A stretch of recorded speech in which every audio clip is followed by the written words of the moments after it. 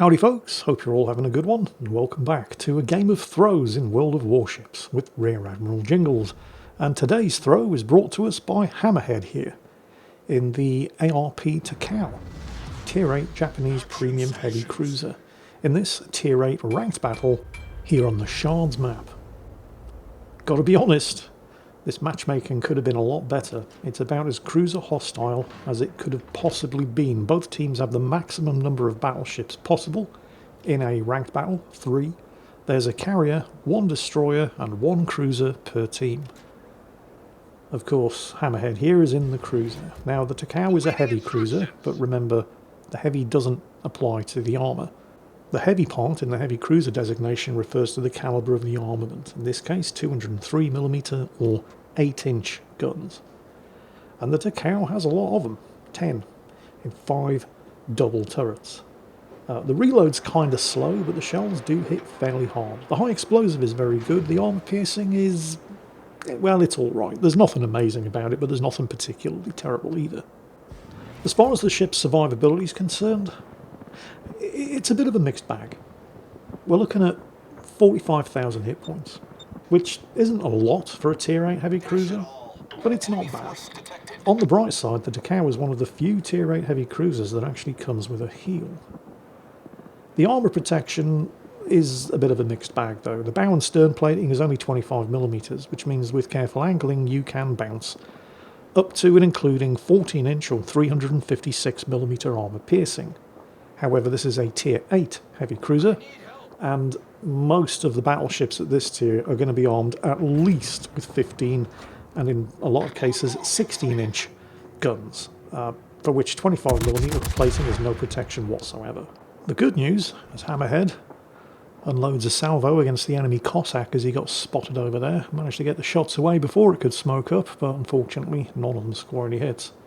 The good news about Hammerhead's armour protection, however, in this battle in particular, is that by a remarkable stroke of luck, 2 of the battleships on the enemy team are actually armed with guns of sufficiently low calibre, i.e. 356mm or 14-inch or below, that he can actually angle against their armour-piercing shells, with the Ipiranga being armed with 356mm or 14-inch guns and the Brandenburg being armed with 305mm guns. He should probably avoid getting shot at by the Massachusetts, however, because that thing's armed with 16-inch guns, and the Massachusetts can smash him from any angle it pleases. Speaking of the Massachusetts, that second ineffective salvo against the Cossack has attracted some 16-inch armour-piercing return for... Oh, that was close. But he has gone undetected, and it looks like the enemy team are not contesting the cap circle up here at Charlie. I mean, the Takao is an incredibly fast heavy cruiser with a top speed of 35.5 knots, and with the use of various different skills and modules, I mean, Hammerhead was pushing nearly 37.5 knots at one point, which meant that if the Cossack wasn't coming up here to contest this cap, then nobody else on the enemy team is going to be even close. So Hammerhead's basically got this cap circle to himself, and that Cossack's gotten respotted. Now he's timed this one very, very carefully because he's almost finished taking the cap. He's just a couple of seconds away. And he's gambling that he's going to be able to get the shots off, and they were very successful shots, scoring some big old hits on the Cossack before anybody can spot him, target him and hit him before he manages to flip this cap. And the gamble paid off. I mean, it wasn't much of a gamble, he just timed it well. The Cossack, however, has managed to survive, which is unfortunate. But in order to survive, it had to use its smokescreen, which is good news and bad news. The Cossack is a British destroyer, so it has a short cooldown but also very short duration smokescreen. It's not going to be up for very long, so the Cossack is probably going to want to use it, disengage and get the hell out of there. And remember, you can't see into a smokescreen, but you can't see out of it either, which allows Hammerhead to sneak closer to the Cossack. And sure enough, the Cossack wisely chose not to lurk around inside the smokescreen, but unfortunately got itself spotted while exfiltrating and got himself capped by the Yorktown. And I do have to say, bravo Zulu to the friendly Yorktown, not just for getting the kill, but also for ensuring that the kill happened in the first place by having his aircraft loitering over that short duration smokescreen, waiting for the Cossack to emerge and therefore spotting him, leading directly to the kill.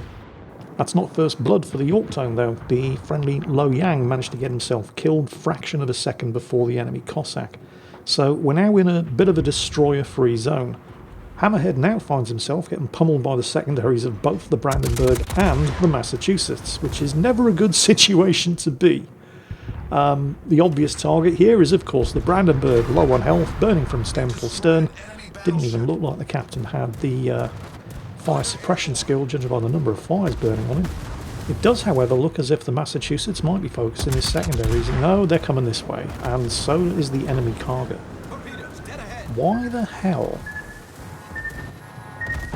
Karga not only drops his torpedoes from the worst possible angle, giving Hammerhead the maximum possible opportunities to thread the needle between them, he also drops them too close, so even the one that hit didn't have time to arm. Fortunately for Hammerhead, this is going to be a recurring theme where the enemy carrier is concerned. He consistently keeps launching his attacks from the angle that gives him the least successful chance of scoring a hit, and it's only the oversteering here by Hammerhead that even allows... Actually, no, it's still only the one hit. Now, the friendly Ipiranga was killed in the collision with the Massachusetts, and that was probably the right decision there from the Massachusetts, given how much health he had and how much more health the Ipiranga had. In case you're wondering, by the way, this replay is bugged. The scores at the top of the screen are reversed, although that's not particularly important right now. Due to the fact that both teams have the same number of kills, the same number of cap circles, and the difference in points between both teams is kind of negligible. So even though Hammerhead's team are slightly ahead right now, it's not really going to matter that much. What is more important right now specifically is that the last surviving friendly battleship, the Richie Lulu down there, is in the process of attempting to flip the cap circle at Bravo in the middle of the map. There are a couple of very significant factors that are going to affect his chances of succeeding in doing that, however. On the plus side, with Hammerhead in what appears to be a direct straight line between the enemy carrier and that central cap, the Karga is going to have to deal with Hammerhead before it can do anything about resetting the cap on the Richelieu. So that's good. What's bad is that it's a Richelieu, and it's not exactly subtle, and even though he is trying to hide behind an island as the Karga once again drops his torpedoes from the worst possible angle, so thanks for that. The enemy Hipper is able to get some resets off, so it's extremely doubtful that that Richelieu is going to be able to take that cap circle uninterrupted. Meanwhile, once again, it's like the Karga has a choice. I mean, he does have a choice. He absolutely 100% has a choice of attack angles because he's a fucking aircraft carrier. He can attack from whatever angle he likes, and he consistently and reliably chooses the worst possible angle. But then again, what's the rush? He's in an aircraft carrier after all. This is only 203mm armor piercing. Watch this ricochet. Fuck off, game. 1 overpen, 1 ricochet. How can you get overpens and ricochets on the same target with the same caliber of armor piercing? It doesn't make any sense. Unless you're shooting at an aircraft carrier. 6 overpens, 3 ricochets. I mean, seriously, fuck right off. Can I just read to you directly from the Karga's World of Warships wiki page entry? The Karga's hull is poorly armoured and can take heavy damage from pretty much anything. Now, at this kind of angle, fine, because the Karga was originally supposed to be a Tosa-class battleship, so I wouldn't expect armour piercing, certainly not cruiser armour piercing, to be able to do much at that kind of angle.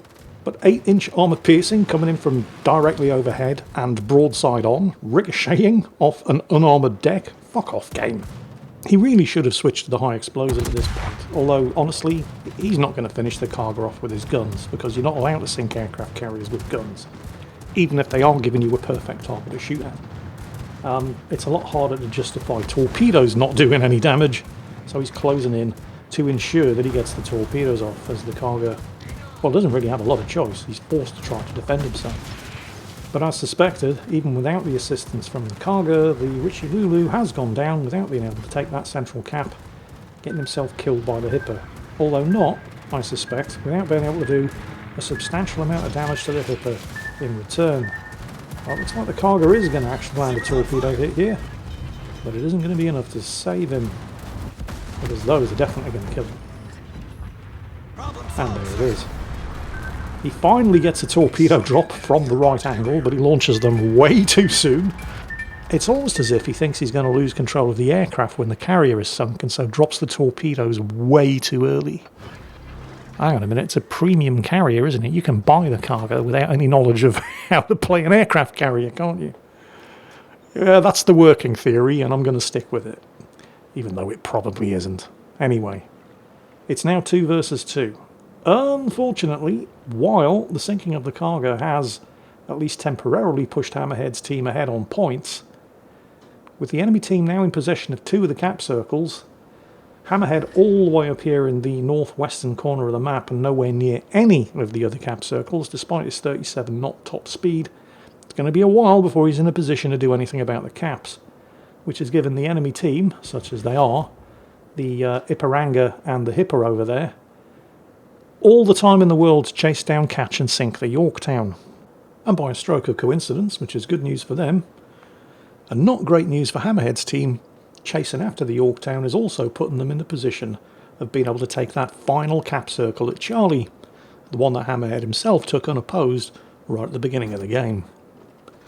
So, I don't think Hammerhead's team are going to be ahead on points for very long.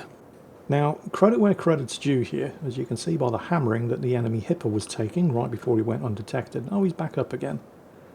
The skill levels between the 2 carrier players in this battle appear to be inversely proportional, because the Yorktown is playing like an absolute rock star in exactly the same way that the cargo was, well, let's be generous here and say was not. Now, I am aware, of course, that simply by virtue of just being an aircraft carrier, whereas the Hipper is a heavy cruiser, the advantage here does, of course, lie with the Yorktown. However, the Yorktown is doing absolutely everything possible to maximise the odds in his favour in the way that the cargo absolutely wasn't. He's managed to get himself behind an island, although he is still in line of sight and therefore line of fire of the Iparanga down to the south, but he's actually moving the ship into an advantageous position, which allows him to continue raining down death and destruction on the Hipper, because he's an aircraft carrier, from behind the safety of an island, and the Hipper can't do anything about it. Some of you may be thinking that the Hipper made a poor decision to go and chase after the carrier. Actually, I don't think the Hipper had an awful lot of choice, because he was the closest and easiest target for the Yorktown to hit, and you can't run away from aircraft. So, at least by closing in, he has the opportunity to not only take the cap, which he has done, but also to harass and potentially get some shots off against the Yorktown. Maybe keep him spotted in order to allow the Iparanga to get some shots off, and that does appear to be the case. The Hipper has been doing an amazing job of surviving the onslaught, while Hammerhead is still out of position and unable to do anything to directly assist him. You can see that he's making steam for the central cap at Bravo, because the Yorktown has gone down. The Hipper did actually get him, although he didn't survive the return strike from the Yorktown surviving aircraft, which have executed their attack. They are now out of play, which means that Hammerhead is the last surviving member of his team, as is the enemy Iparanga. So it's now a one-on-one, with the enemy team in possession of all 3 of the cap circles, although Hammerhead has now entered the central cap at Bravo, which of course immediately telegraphs his location to the enemy Iparanga. So the Iparanga knows exactly where he is, and he knows exactly what he's doing. A quick examination of the situation might be leading you to wonder why Hammerhead is not now turning to starboard and heading towards the cap circle at Alpha down in the southwestern end of the map, since the Iparanga knows where he is, knows what he's doing, and is probably going to be heading this way to stop him. You may be thinking, what the hell is he doing? Why is he turning towards the incoming enemy battleship? Well, the reason is because he needs to sink the Iparanga. With the enemy team nearly 300 points ahead, taking this cap and then the one down to the southwest is not going to be enough to do it. The Iparanga is just going to retake Bravo. It will still be 2 cap circles ahead, and it will win on points before he can even get to the cap circle at Alpha. He needs to sink the Iparanga. The Iparanga just needs to, well, not die, and it's going to win. So Hammerhead took Bravo for 2 reasons. 1, buy himself some time, and also sucker the Iparanga in coming in to get him. And it appears the Iparanga has taken the bait. Do you remember I was talking about the Takau's armour protection? Now, it only has 25mm of plating, which means the only caliber of armor piercing it can actually angle against is 356mm or 14-inch. Somebody remind me what caliber guns the Ipiranga has. The Ipiranga is, however, a good 300 points ahead, and if both ships die with no clear survivor, the points goes to whichever team was ahead. So he could win by ramming, which is of course exactly not what he's trying to do. And while Hammerhead is in no way ever going to beat the Ipiranga in a gunfight in the time remaining before the enemy team reaches 1,000 points, he has brought torpedoes to a gunfight.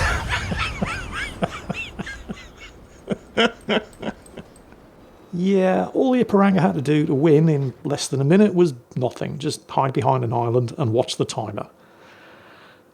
And instead he did exactly what Hammerhead needed him to do in order to lose, so thank you for that. Murphy's laws of combat apply once again. Never interrupt the enemy when they're making a mistake. And if they're not making a mistake, do everything you can to troll them into making a mistake. Which Hammerhead very successfully managed to do right there. Which of course is why he won with 2,700 base experience. Hope you all enjoyed it. Commiserations, especially to the enemy hipper who played his heart out, but it just wasn't enough. And as always, take care, and I'll catch you next time.